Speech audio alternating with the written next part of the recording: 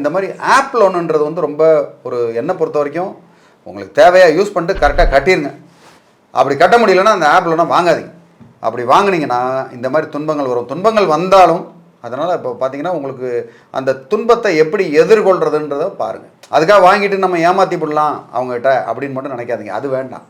அது ஏமாத்தணும்னு என் நோக்கத்தோடு நீங்கள் வாங்கினீங்கன்னா உங்களுக்கு துன்பமும் காத்துக்கிட்டே இருக்கும் அந்த இடத்துல. ஸோ எப்போதுமே ஞாபகம் வச்சுங்க, cybercrime.gov.inன்ற வெப்சைட்டுக்கு இமீடியட்டாக ஒரு கம்ப்ளைண்ட்டை போட்டுருங்க. எந்த இடத்துலையும் ஹெசிடேஷன்லாம் பண்ணாங்க. ஏன் இப்படி பண்ணீங்க, என்னன்னு காரண காரியம்லாம் நீங்கள் கேட்கணும்னு அவசியம் இல்லை.